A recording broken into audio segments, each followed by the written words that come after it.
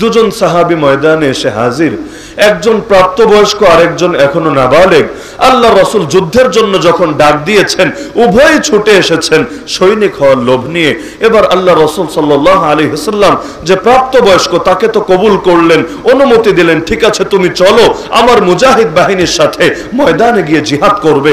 কিন্তু যে এখনো নাবালেগ, রাসূল তাকে বললেন তুমি আপাতত থাকো, যখন তোমার বয়স হবে আমরাই তোমাকে নিয়ে যাব ইনশাআল্লাহ। যুদ্ধ তো কোনো ছেলে খেলা না, তুমি এই ছোট বয়সে সেখানে গিয়ে কি করবে, আগে তোমার বয়স হোক তারপর তুমি যাবে ইনশাআল্লাহ।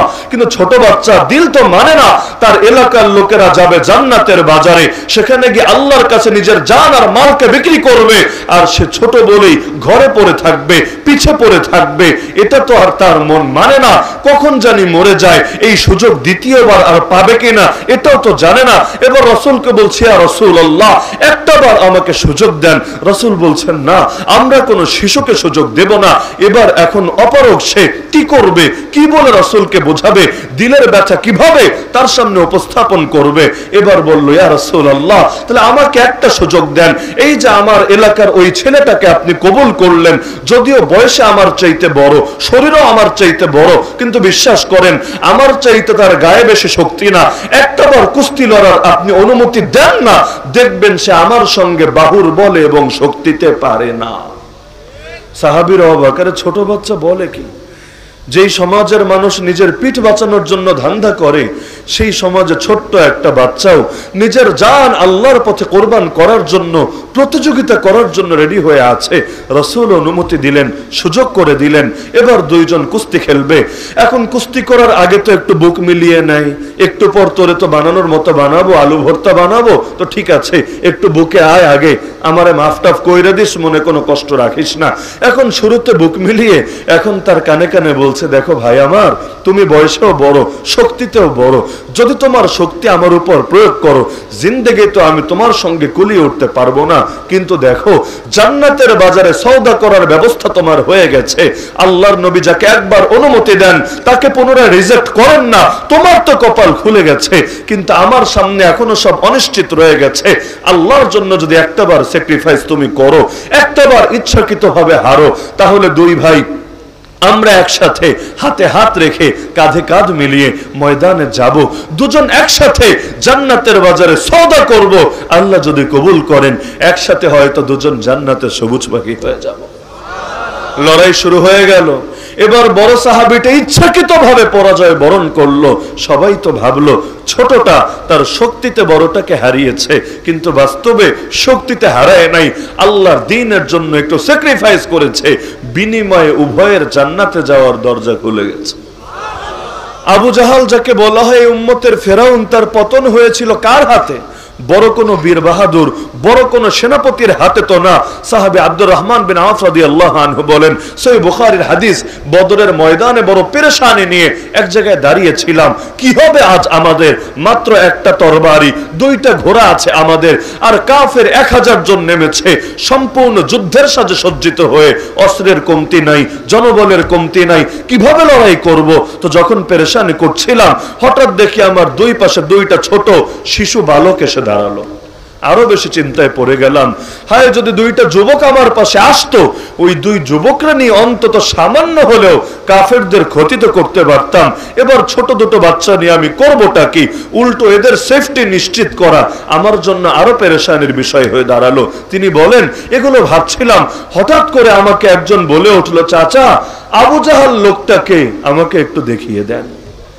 তিনি বলেন, তারে জবাব দেওয়ার আগে আরেক পাশের বিচ্ছি বলে বসলো, না চাচা আমাকে দেখায় দেন আবু জাহালকে। তিনি বলেন, অবাক হয়ে গেলাম। আমি জিজ্ঞেস করলাম, তোমরা বাচ্চা মানুষ আবু জাহালকে দেখে কি করবা?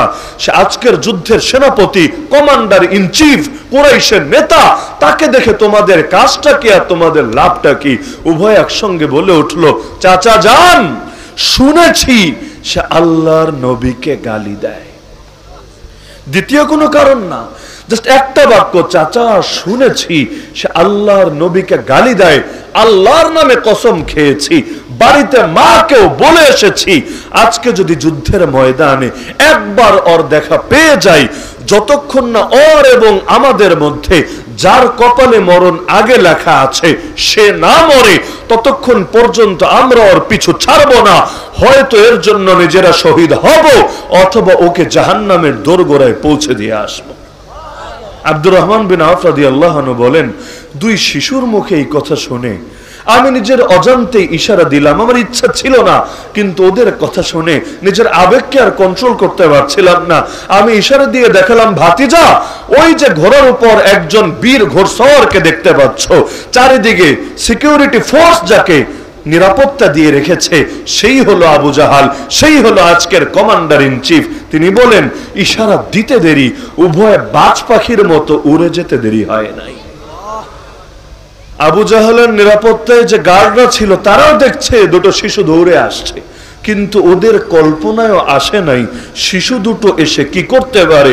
ওরা ভেবেছে দুটো বাচ্চা আসছে, কি আর বলবে, এসে হয়তো বলবে, চাচা আমার আব্বারে ছাইরা দেন, আব্বারে ধইরা নিয়ে গেলে আমরা খামু কি।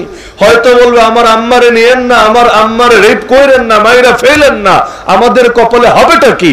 সাধারণ শিশুরা যা বলে যা করে, ওরাও ভেবেছে বাচ্চা মানুষ কি বা বলবে, কি বা করবে, কোন আবদারি হয়তো করবে, সিরিয়াস হয় নাই তারা। কিন্তু কিছু বুঝে ওঠার আগেই আরে হাল হচ্ছিল এমন, সেখানে বীর বাহাদুর গেলেও আবু জাহালের কাছেও পৌঁছতে পারতো না, গার্ডরা বাধা দিত, তার উপর তরবারি চালাতো, কিন্তু কিছু বুঝে ওঠার আগেই উভয়ে পৌঁছে গেল আবু জাহালের ঘোড়ার কাছে।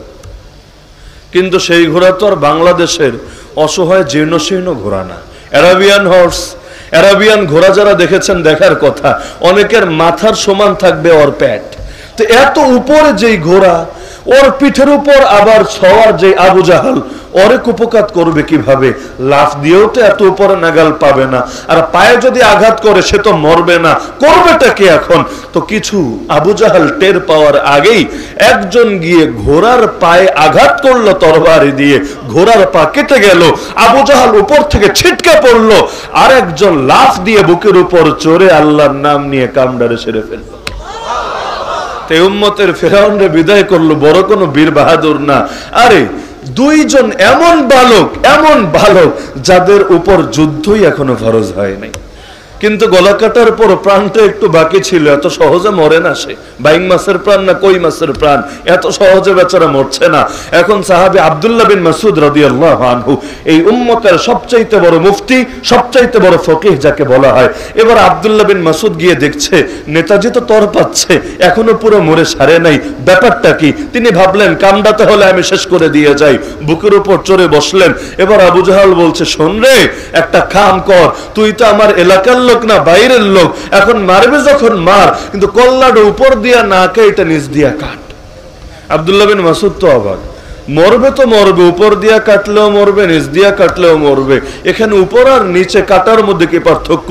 জিজ্ঞাসাই করলো, নিচ দিয়া কাটলে কি হবে আর উপর দিয়া কাটলে কি হবে? আবু জাহাল বলছে, কিচ্ছু বোঝো না?